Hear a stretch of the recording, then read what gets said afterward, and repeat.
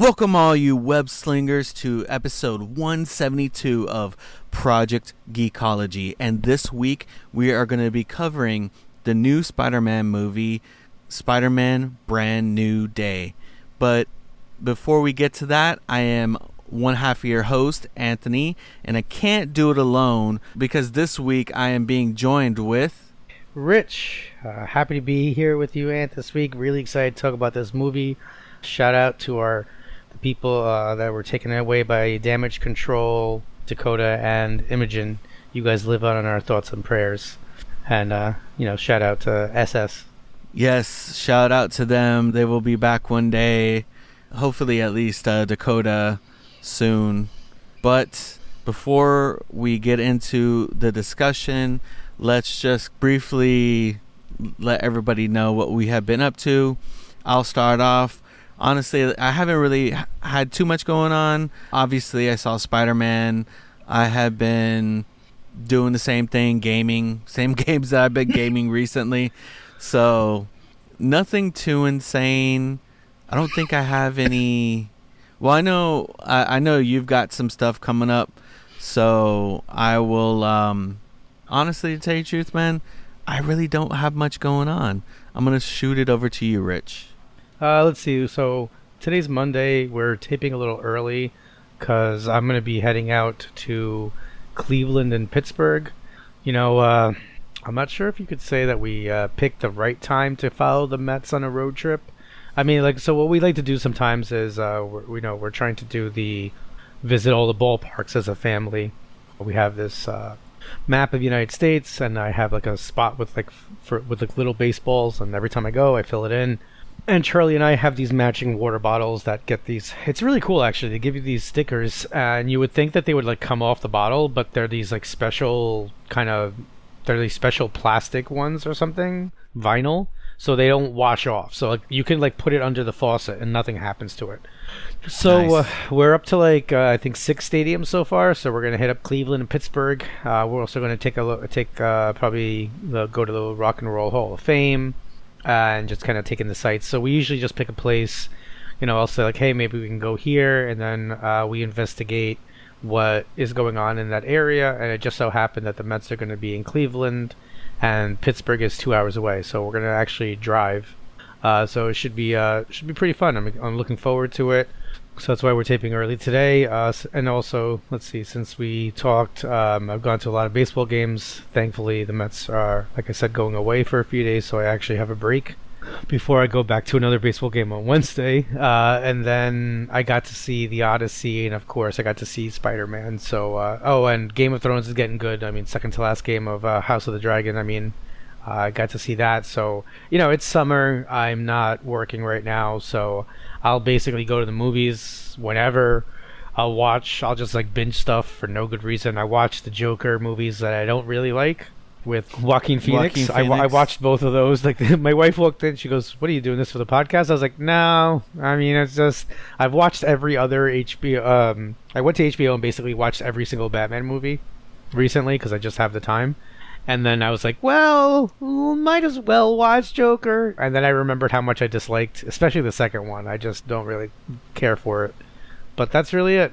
Just a lot of watching stuff, kind of enjoying my summer before the rude awakening in about 2.5 weeks when I have to go back to work. Honestly, to tell you the truth, bro, you are in one of the very few professions that get that much time off. Most of us have to work the whole year. Yeah, I don't want to get in trouble for saying like me. I don't get sabbaticals. I don't want to get in trouble with teacher people for saying this, but personally, I've heard there's like school systems or like, in other countries where instead of like taking off for 8 straight weeks, it's like every, let's say, 10 weeks, they get a full 2 weeks off. And I like that idea a lot better, to be honest with you, because I'm not going to lie to you, like, I could go back to work now. I'm good. It's been a whole month, man. Like, I've been off for a month. Like, it's too much time. And then by the time you go back, you have this, like, every teacher has it, where you're, like, scared that you don't know what you're doing anymore because you haven't worked for so long. You're like, oh, God, can I do this anymore? Like, I don't know. I would personally like actually a different model, but it is what it is. I do enjoy it. But the irony also is that it's so hot that I don't even want to do that much. I would enjoy the 2 months just because I run on Shikamaru energy, you know. I'd be like, this is a drag. Yeah. Like, I want, it's like, give me my 2 months. I know there are a lot of like school systems though that like they have to like either find work in the summer or they have to like do a setup where they put part of their pay or like they defer part of their pay for the summer. Yeah. So I know it's tough, but I mean, y'all don't do it to get paid, right? Y'all do it because you love it. Yeah, I mean, look, all jokes aside, I get to talk about books that I like all day long, so I really can't complain. You get to corrupt the youth with your love of all these nerdy things like Star Wars and, yeah, and I literally by teaching Macbeth with Revenge of the Sith. Yeah, they're forced to watch, like, they have no option but to learn about the Jedi. That's... Dude, I had one class in high school that it was a history class and the teacher taught with movies. And I mean, dude, like we watched stuff like Saving Private Ryan, like throughout, like, you know, for all throughout history, it was American history. And like he covered like, and when we watched movies, he would cover like the stuff that it got wrong, and it'd just be like, all right, this is what it got right, and he would expand upon it. Dude, let me tell you, I think that was the only class that I ever got 100% on a final. Nice. Like I got 100% on a final, just because, like, dude, I felt so. I was like, yo, this is how I learn, man. So to be honest with you, like, Rich, like if you're rolling in the old fatback CRT, you know, to class and it's movie day, bro, I'll be like, dude, I'm on board. Oh man, I got a sweet setup at my place. It's cool. I got 2 flat screens on the board. Dang, no more CRT on a cart. No, we're long past those days. Thank goodness. I have everything. Man, I have access. I can sign into my Disney. It's great. Dang, nice. We've been chopping it up enough. Let's jump into Spider-Man. Unless you have anything else you wanted to add. No, I'm excited to talk about the movie, man. Yes. So just to let y'all know, this is going to be a spoiler-heavy discussion. I know it's brand new, but this episode, by the time you guys listen to it, would have been already a couple weeks that the movie had been out. But yes, this is going to be spoiler-heavy. We are going to be talking about all the men that are in it, all the mans, you know, like the Punisher, the Spider-Man, the X-Man. But yeah, man, I really enjoyed this one. I liked this one for different reasons. The last one I liked because it was like super fan service heavy. Mm-hmm. It had a good story, you know. Tom Holland's Spider-Man got his Uncle Ben moment, but with his Aunt May, and you know, in the last film. So in this one, you know, he's living life after everything that happened in, you know, No Way Home. His closest friends, they don't remember him. And, you know, something that I was actually surprised with in this movie was how much Punisher we got. We got a lot of Punisher in this one. It was actually, it's so weird because, you know, I also did just see The Odyssey. And, you know, I've seen both of them twice. But man, I know this isn't the movie we're talking about, but John Bernthal as Menelaus was so weird because I'm like, that's the freaking Punisher, man. And like, you know, the truth is that John Bernthal is one of those actors who's essentially just John Bernthal in everything he does. He feels very similar, you know. He's that kind of gruff guy with a heart of gold. Like Jason Statham, and like how he's the same guy in every movie. Yeah, you know. But he does Punisher really well. Oh no, like, he's great at it. He's a really, really good Punisher. I love that he's got that, you know, like, you know, he like wisecracks a lot. He's got that loner complex that he's got because of, you know, his family. And it's crazy that I would say, aside from the cop that Peter Parker speaks to, the Punisher is like his closest friend. Yeah. It's like his closest friend because his actual friends don't know who he is. So did you see the series or the one-shot, Marvel one-shot I did not, and I feel like it was something that I should have seen before the movie. Okay, so I'm interested. Like, I'm glad. I wanted to know your opinion on it because my wife. So was it what? So when they're referring to something that happened in Staten Island, was it that one shot? I believe that I believe that's what they're referencing. Yeah. So that's what's interesting to me is because like I'm okay with them having mentioned it like once or twice, right? But I feel like it became such a plot point. Like it became important. Like I actually want to go back and watch that and see exactly what happened because like they bring it up. I mean, obviously they say it in a jokingly way. Peter's just like, come on, like I helped you in Staten Island. Like, can you not watch this individual over here? You know, MJ. And it's crazy, man. This is just gonna be like the biggest. Because sorry, like I'm not online. Let me correct myself. It does not come from the special. The reference is completely off screen. So so it's interesting because I'm hoping we get that then. Yeah, because my but you know what actually. So I asked you because I wanted to know if you had seen that because the truth is I don't think I actually like this idea that they're just going to reference stuff that we don't have to see, right? Like these are superheroes, right? They're always like they're very often dealing with stuff. I really like this idea that like no, we don't need to see all of their antics, and that sometimes, like it would be like when Han would be like, oh yeah, it's like that, that move you pour, when Lando Calrissian says, oh, it's like that move you pulled at the battle or I guess they heard about that move I pulled at the Battle of Tanab. And like it's just a random battle that's referenced that we don't really know a lot about. And I'm okay with that. It is weird. The only thing that was weird is I think that like, and they did it for comic timing really, or comedic effect, to have Zendaya then also, MJ repeat, well, he did help you in Staten Island, right? Like, if I feel like if they had mentioned it once or twice, you're cool, right? But like I think once they made like the third time, now you're like, wait, so what happened? So it's an interesting device. I don't know. I'm okay with not knowing, but at the same, how I don't love flashbacks, right? So I wouldn't have wanted like a full like flashback thing of that. So I kind of do like this off-screen reference. It makes the world feel bigger, right? It makes it feel like, hey, there are also things that happen here that we don't always show you. And I like that when they're in there. So like Peter, he's got, in this movie, his hormones are like changing like crazy. Like his body's going through a growth and he's becoming stronger, right? Like his arachnid side is becoming stronger. And, he's trying to, like, he has this like inhibitor that is he's trying to like bring those hormones down. And I like it when they're in that like boat that the Punisher is living in, that he's like, oh man, I gotta build this, I gotta do that, and he's like oh, I got all this stuff here. And Peter's like, oh yeah, you have an anti-static mat and you got this and you got that. He's like, I have all that ish.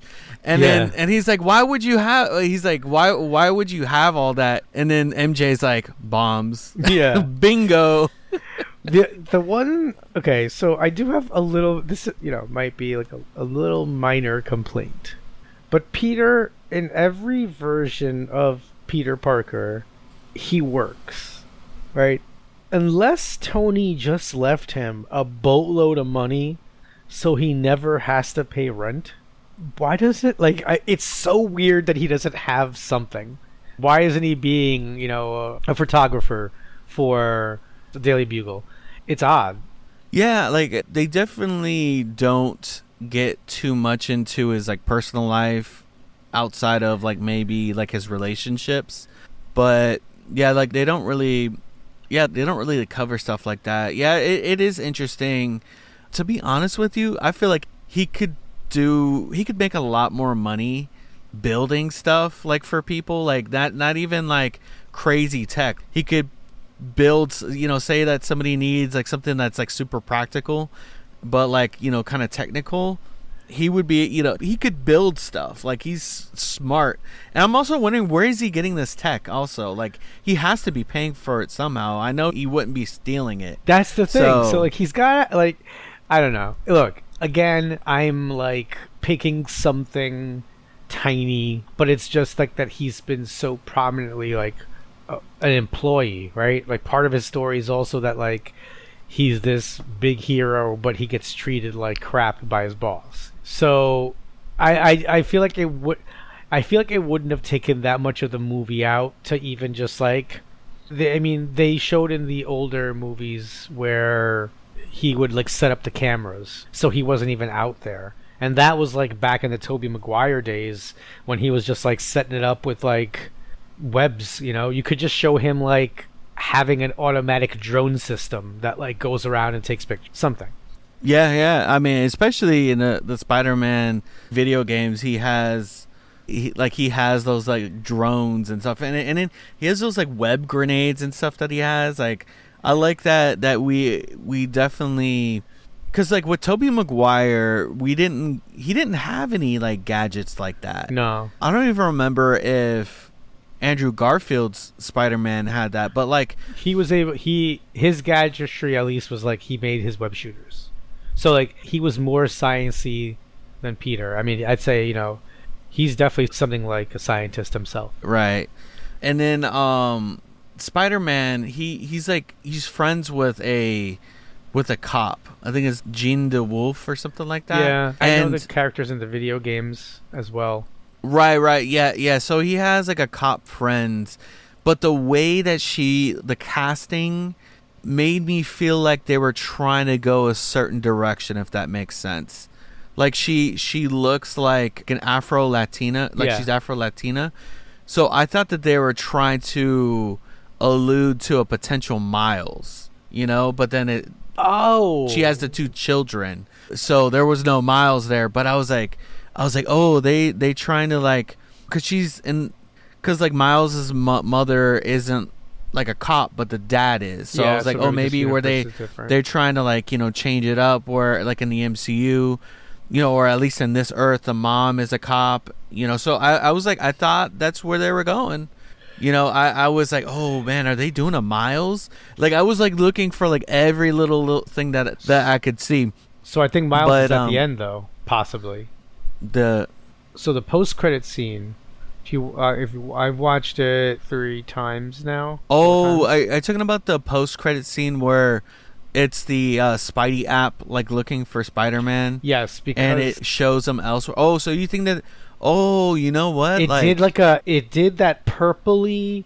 Okay, so I don't know if you remember in like Into the Spider-Verse when they were it's alluding to Spider-Verse, like an actual like we're gonna get a real life Into the Spider-Verse. Yeah. Okay. Because I mean I could see that. Yeah. I think that what you see on the screen is it has 2 moments where it kind of goes zzz, zzz, and it has like that same outline kind of coloring as when they were like zipping in and out of different universes. Oh, okay. See, I didn't even like catch that glitch, that they did. Yeah, before yeah. Would, like, if they didn't have the watch on, like it was kind of like that. So I wonder if it's maybe he's in this universe now. That's a good question. Because I didn't catch that, but I was like in my mind I was thinking like, oh, maybe they're setting him up to be in Doomsday, but that could also be. I still think he's gonna. I mean, like they haven't somehow, or like he hasn't been formally announced or some nonsense. But like, let's be real. Like, there's no reason. For him not to you be know there. what? I feel like a huge part of this movie kind of points to him potentially being in Doomsday, in the fact that like the major antagonist turned protagonist, dude, Jean Grey. Yeah. Dude, we got Jean Grey in a Spider-Man movie. I was like, yo, what? I said, bro, we got an X-Man a future X-Man in a Spider-Man movie. Like, what an introduction. To bringing, like, their own version of because, like, this is, like, the first X-Men, right? Like, quote unquote, I mean, I know it's Sony, but like MCU X-Men, because everybody else was Fox. Yeah, except for, technically, Miss Marvel was revealed at the end of her show that she's not actually an Inhuman, but that she's a mutant. I didn't, honestly, I didn't finish that. Yeah, and I'm when I say to you that it's like at the end of it, it's basically like, Kamala, I found something out, like actually your DNA shows a mutation. And it's like, okay. And then it just like I was thinking that she was like an Inhuman, but no, Inhumans are like, they're like a hybrid. Well, she's an Inhuman in the comics. Like, this is a new thing they're doing. So, I mean, I'm definitely interested to see what they do with that. But yeah, no, you're right. I mean, like in terms of X-Men, if in terms of mutants, Jean Grey is the first in the MC. I can't, unless you want to count, Multiverse of Madness and that. But like, in terms of like setting it proper, this is the first time.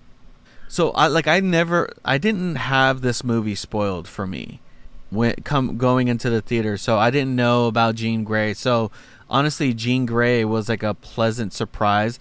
I knew that Sadie Sink, who plays Jean Grey, was going to be in the movie, but they alluded that she might have been like maybe like a different Mary Jane, or like a Spider-Woman. It's kind of all right. Look, I just gotta say this. It's silly to me that like it wasn't part of the marketing, but that's just me. But I think that it was look, I know some people are like, well, just because she has red hair doesn't mean she had to be Jean Grey. But it's like, yeah, but it definitely helps. Yeah, I mean, it does. Say what you want to say. Well, I mean, like you see Jean Grey. Was it like in the comics? It's like red hair, old cartoon red hair. Yeah, I mean Sophie Turner, like she was red hair. She has red hair, So it, or at least she became famous for having red hair in like Game of Thrones and stuff. So I don't know. It's to me that was like the most ridiculous secret that they tried to keep. It's like, it's not as ridiculous as like who's Tom Holland gonna play, but like come on, like it was such an easy guess for me. So I was happy to see it, but there was no. I know that there was some theories that it could have been Rachel, the kid of Cyclops, and Jean Grey. So that could be interesting, but she's also a different universe, So that's another thing that might change all of this. So my thing is that I wouldn't have gathered her there to be a Jean Grey, because one, Spider-Man is Sony, and two, X-Men is Fox/Disney now. And I know that they work kind of hand in hand now, but Sony still kind of keeps Spider-Man close to the chest a little bit, and they're like, hey, you can have this little piece. Yeah, you can have this piece here, Yeah, they'll do like collaborations. Yeah. But but it was really cool. I do like that they went this route to bring in the the first like kind of like X-Men, like non-Fox X-Men into the MCU, and I think she did a really good job. Sadie did a really good job.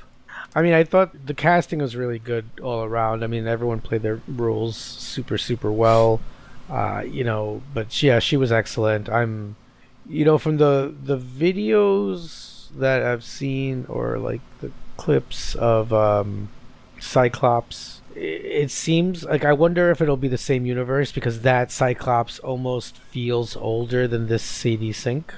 Yeah. No, there would definitely be another Cyclops. This is the Jean Grey that like you get like early years where she like first joins the X-Men, was it Charles Xavier's School for Gifted Youngsters. Yeah, I mean, it seems like she's, my wife and I were debating this. I was, like I was joking around about which highway I thought that she was on, and what, I was like, well, dude, right? Like, I know where she's going. It felt like she was going somewhere. Oh, I know where she's going, buddy. I know where she's going.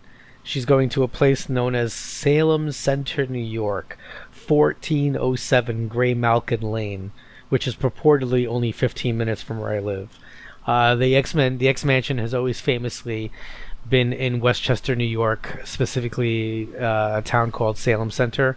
So I was looking at the road she was on, and I was like, that I was like, if that's the hutch, they better not be telling me that you can have a commercial bus on the hutch, because it's a parkway. But no, I don't think there's a doubt. I think she's heard something. She's heading to Xavier's school for gifted students. Yeah, could have been Charles reaching out via Cerebro. I think that it was like really interesting, and like I feel like we get a good bit in this like small and large, right? We get Bruce Banner. I mean, we get the Hulk. He's back finally, the real Hulk.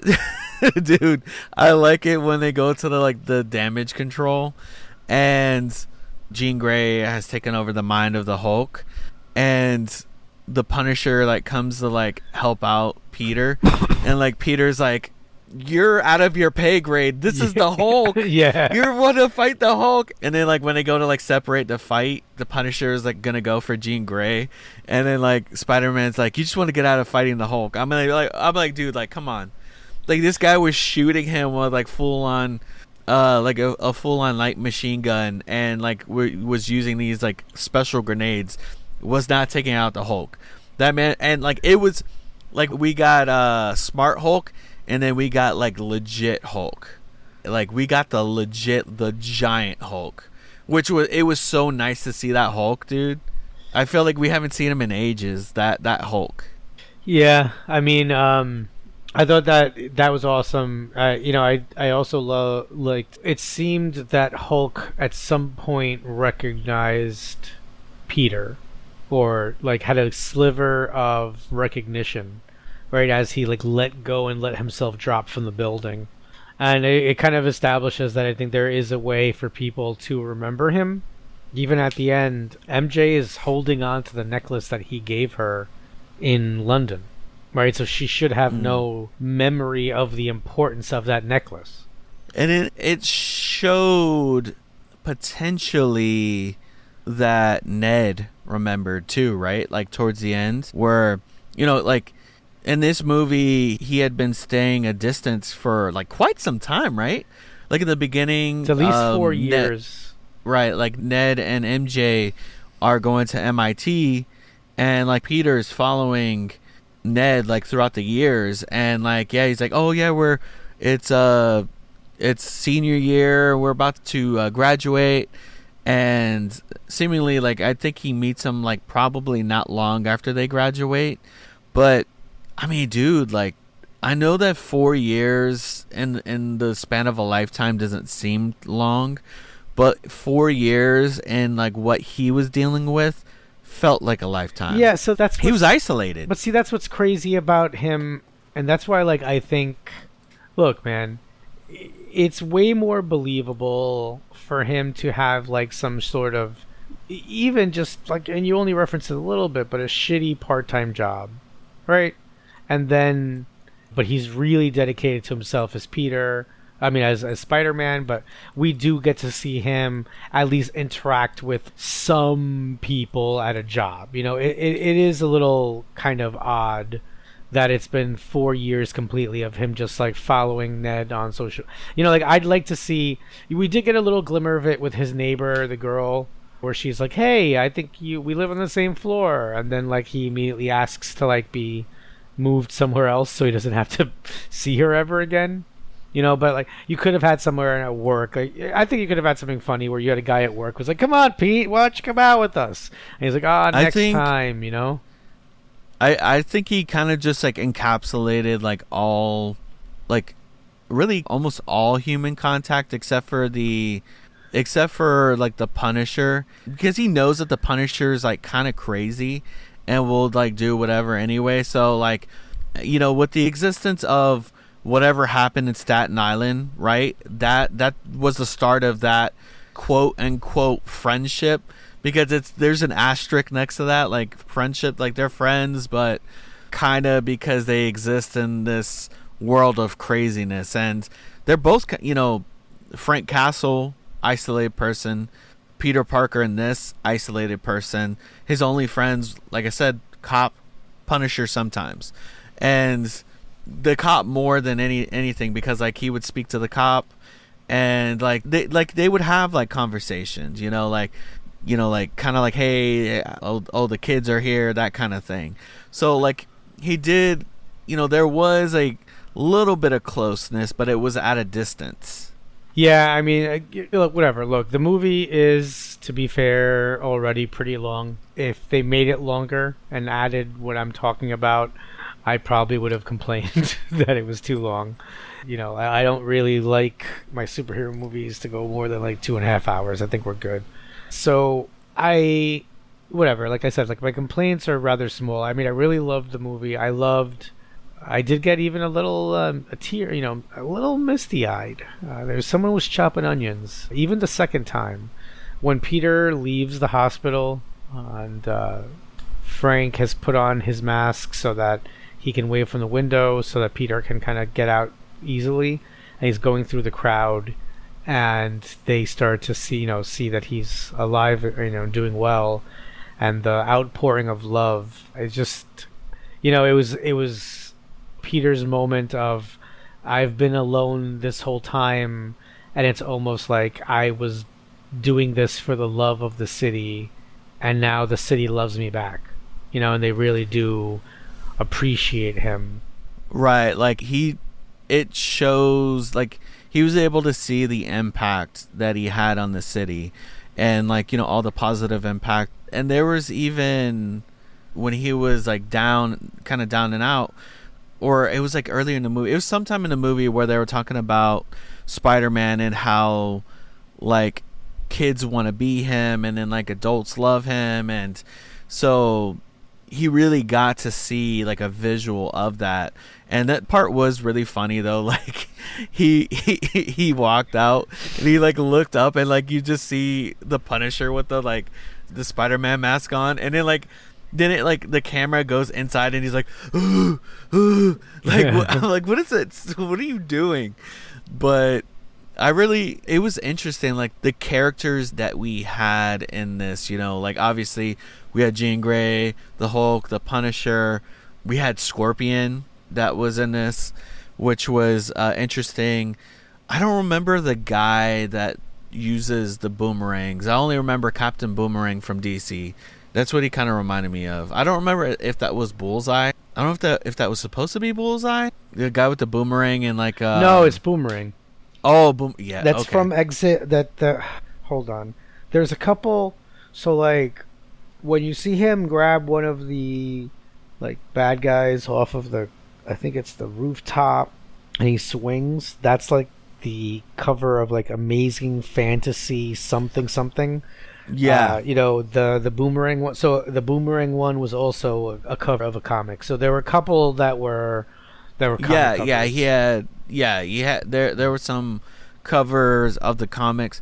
Something that I found interesting. I mean, obviously the Punisher was in it. They had the Hand, right?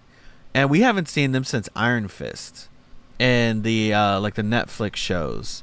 And I think, were they in the Defenders? I don't remember if they were in the Defenders, but it felt like with us having the Punisher, and then with Daredevil kind of bringing back on some of these like people from the Defenders, I'm wondering if like they're coming back into the fold with like these little nods to them. Yeah, I mean, the Hand is. I mean, that was, by the way, that scene was like super cool. Not only they're jumping when he actually says, "Oh, that was cool," before he goes to. Like, yeah. That was funny.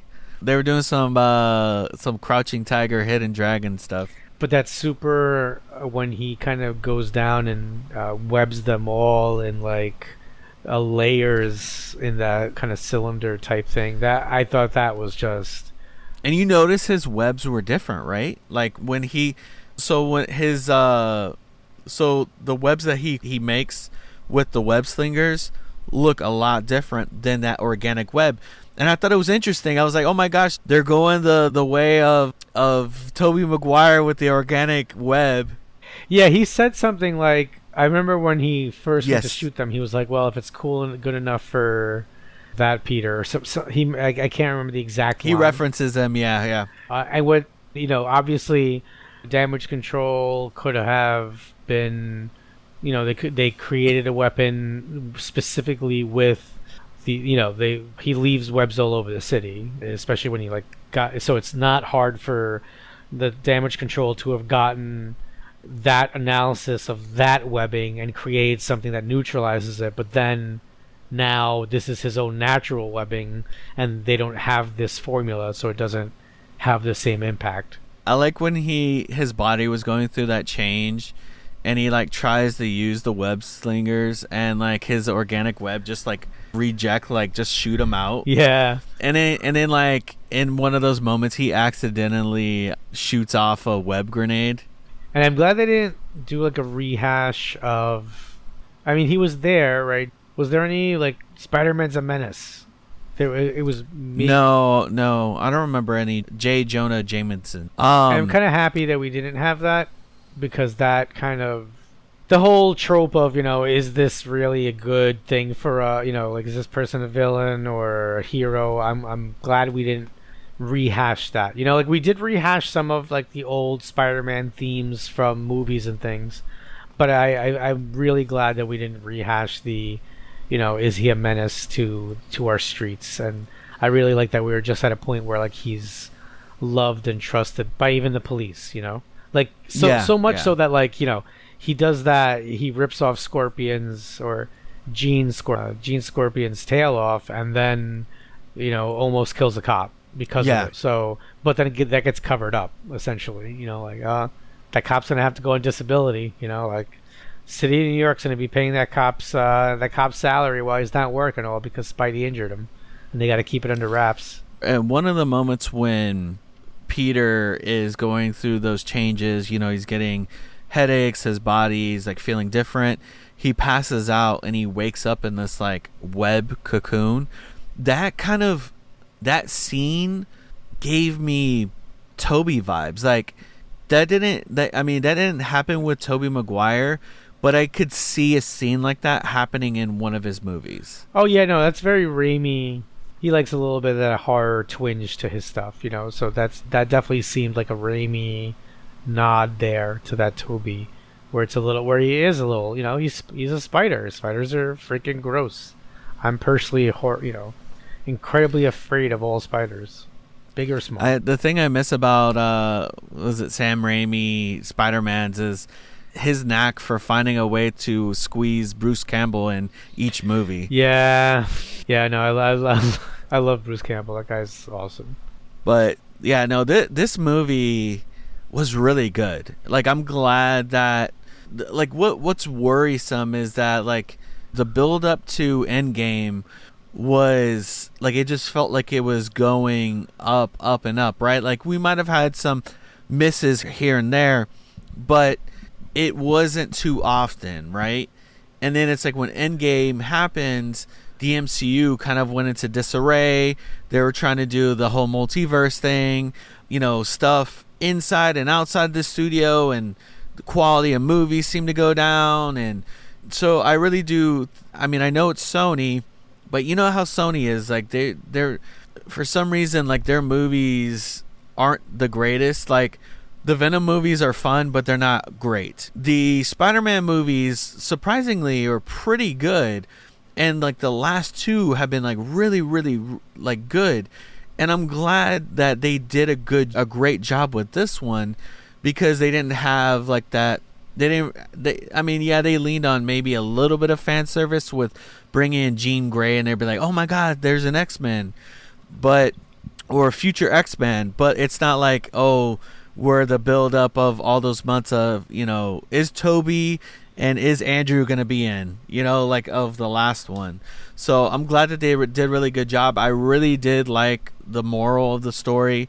It's been used a lot, right? That being alone is never good. Doing anything alone is never good. But I feel like it's such an important lesson, and I don't care if they show it 1,000 different ways. It's still an important lesson to learn.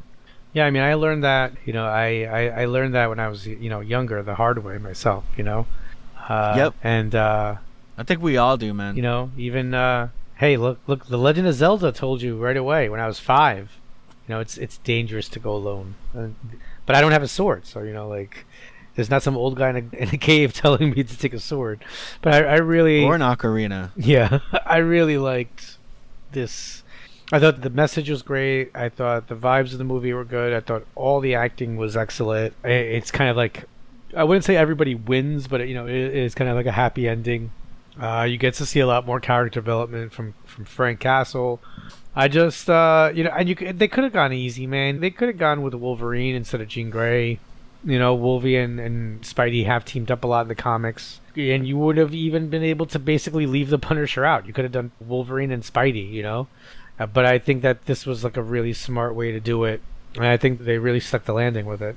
And then they like snuck the Hulk into there too, man. Like we knew that Bruce was in it. Like they showed him in like the trailers, but we didn't know at like what capacity. And I feel like every like major character that was in it had a sufficient amount of like screen time. Yeah. Like the Hulk had some good screen time. The Punisher had good screen time. Obviously, like, the build up to Jean Grey. I love the internal conflict that Peter was going through, and that he finally found his way back to his friends. Not like how it was before, but that like he found his way back, and he's like able to kind of establish reestablish that relationship, and who knows, like, I mean, it seemed like at the end that Ned remembered him, so we'll see. Personally, on a side note, if I were approached by a very attractive superhero and she told me that she was in love with me and that we knew each other but there is a spell, I would have been like, all right, so let's start hanging out again. Maybe that's just me, but if that gets flipped, there's no way a dude... Like, dude, if Black Cat shows up and gives you like a letter, and it's like, Anthony, actually we were together, but you forgot about me, I'd be like, okay, cool, what's going on? Hey. Well, I mean, that's the difference between guys and women. Like, guys are like, if you're being approached by somebody attractive and you're like, yeah, we used to date, but you forgot me, be like, well, I'll do my best to remember you, though. Exactly. That's just how guys would be. But man, that scene though with Jean. Oh, that was messed up, Jean, that like she took control over MJ and made it seem like she remembered him. Yeah, that was bro. That was crushing, man. Let me say, like, I think out of everything that Jean Grey did, that was the most villainous out of that whole movie. Yeah, I don't know how he forgives her for that, right? Because like the other stuff makes sense that she's trying to find her sister, but then she just takes a detour to really come at him super hard. Like there's... Well, she did that because he kept on getting in the way, essentially. That's why. And I think that he understands because of the length he was about to go when his Aunt May died. Like, he was about to go all the way before Toby intervened. It was like, I understand. Like, every Spider-Man has that moment where they almost cross the line. And so he understood that she is at that moment to cross the line. And it was essentially his job to pay it forward, right? Like, him being talked off that ledge, he was there to pay that forward and talked her off her ledge. Dude, let me tell you though, when she dropped MJ off the roof, I was like, bro, don't be doing no Gwen Stacy thing. Yeah, I thought the same I thought thing, they were man. trying to do some Gwen Stacy nonsense where like he snaps her neck, bro. Yeah, I think they did bro, that. don't be doing this to me. I think they did that on purpose. They did do that on purpose. It was a bait and switch, man. They tried to trick us with that. I was just like, but yeah, man, I enjoyed it. And I know it's about to, I guess the Odyssey had some exclusive run in IMAX. So now now that run is over, they're going to start moving Spider-Man into IMAX. So I plan on, I want to go see it again in IMAX. I thought it was a good time. And I'm really excited to see, like there's that end scene where we're talking about. We may get Spider-Verse, or it may just be alluding to Doomsday. But I think that I would say I think we've covered pretty much most of the film. I don't know if did you have anything else you wanted to add? No, I mean, if you haven't seen it by the time you hear this, I mean, I went Monday at 1:30 p.m. in a small theater in a town outside of New York City, and we usually go there, and the most we'll see is like 8 people at a time, especially during the summer at 1:30 on a Monday. Dude, they were like, this theater was almost full. It was pretty, and it wasn't like the matinee time, so it wasn't like the cheaper time, which I would totally, understand, because it's summer and the kids are off too. There were a lot of people in the theater for 1:30 on a Monday. So if you haven't seen it, it's the perfect time now during the summer. Go. I mean, it's just fantastic. I think it's got something for anyone. And I can give you guys just the last wrap on it is that I went to see it, me, my wife, and my son. My son's 11. He's into Marvel. He doesn't watch all of like the Disney shows like I do, so his content is a little bit lower than mine. My wife has watched most of the major tentpole stuff, but she doesn't always pay attention when we're watching all of it anyway, so she has to be reminded of stuff. She loved it, absolutely loved it. My son absolutely loved it. I absolutely loved it. I think there is literally something for everybody in this movie, and I think that even if you've never seen any of the movies, I think that the messaging comes through so clearly here that it's a good standalone piece as well. Yeah, no, I agree. It's a good Spider-Man movie. Especially, you can tell that this one is it's separating itself from the previous 3 movies, right? It's almost like it's not a reboot, but they're starting. It's a new story. Mm-hmm. Before it was Homecoming, Far From Home, No Way Home. Now it's Brand New Day. So they're probably going to be using the next day for the next one or whatever. But I agree. There's definitely something for everybody. It is, in the words of Rich, rip-roaring good time. I'm planning on seeing it again when it drops on IMAX. So what does that tell you? I want to see it a second time. So I'm excited to see where they take it further and how Spider-Man will fit into the upcoming MCU movies, especially Doomsday when that drops. Yeah, looking forward to that, man. And then, let's see. For us next week, I don't even know if he'll know that we're talking about this, so we can almost quiz him and see if he listened all the way to the end. But next week we're looking at possible Odyssey, right? Yes, I'll definitely need to see that one again. I only seen it the first time on IMAX, so I plan on seeing it again. I mean, I'm coming off this Spider-Man watch just about fresh. I saw it yesterday, Sunday, so I'm ready for that. But yes, next week will be Odyssey. Thank you for joining us here for episode 172 of Project Geekology. Thank you for swinging on in. And if you want to support us, go to the show notes and follow us on our socials and give us a nice 5-star juicy review. And if your podcast application allows you to leave a text review, do that also. We love seeing those.